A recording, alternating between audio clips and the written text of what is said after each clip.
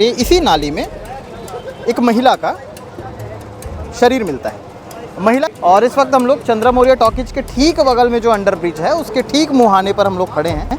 हाथ में आरती लिखा हुआ है महिला के, बोरा बंधा हुआ है और बोरे में जो कीड़े हैं वो पूरी तरह से भिनभिना रहे थे।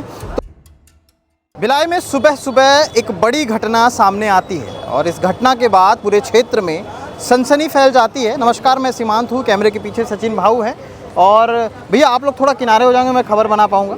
और इस वक्त हम लोग चंद्रा मौर्य टॉकीज के ठीक बगल में जो अंडर ब्रिज है उसके ठीक मुहाने पर हम लोग खड़े हैं और नीचे जो नाली देख रहे हैं आपको सकरी नाली है जो तस्वीरों में आपको देखने को मिल रही है। इसी नाली में एक महिला का शरीर मिलता है। महिला कैसे पहचान हुई? दरअसल हाथ में चूड़ी थे, कंगन थे, इस तौर पे पहचान हुई है फ़िलहाल। और उसके बाद यहाँ पर मौके पर पुलिस पहुँचती है। पुलिस पहुँचने के बाद जांच पड़ताल शुरू होती है। फ़िलहाल जब तक शरीर यहाँ पर रहा तब तक तो फ़िलहाल जांच पड़ताल की कोई उम्मीद नहीं है, लेकिन एफएसएल की टीम आने के बाद, जांच पड़ताल होने के बाद पूरी चीज़ें जो हैं सामने आएगी। और इस वक्त हम लोग आपको बता दें कि हम लोग इस ऊपर से सारी चीज़ें इसलिए दिखा रहे हैं क्योंकि जो तस्वीरें हैं मौके पर जो लोग मौजूद हैं वो लगातार ये जानने की कोशिश कर रहे हैं कि ये शरीर किसका है। एक अजीब चीज़ ये है कि हाथ, अजीब चीज़ नहीं है, खैर वो पुरानी चीज़ें हैं। हाथ में आरती लिखा हुआ है महिला के और साथ ही साथ और भी कुछ नाम है, जैसा कि हमारे सहयोगी थे उन्होंने बताया है कि सुरेश और लखन, ऐसा नाम कहीं ना कहीं प्रतीत हो रहा है दिखता हुआ, लेकिन सुरेश नाम बताया जा रहा है कि उसमें लिखा हुआ है। तो मे भी ये होता है कि ग्रामीण जो या फिर पुरानी जो महिलाएं होती थी वो अपने पति का नाम, अपना नाम एक साथ गुदवाती थी, तो हो सकता है वैसा कुछ टैटू हो या कोई और सिनारियो हो सकता है, क्योंकि इस पूरी घटना को हत्या के तौर पर ही देखा जाएगा। शरीर पूरी तरह से बोरे में बंधा हुआ था, हाथ जब बाहर निकला हुआ था दोनों, तब उसके आकलन से ये बताया गया कि यहाँ पर शरीर मिला है।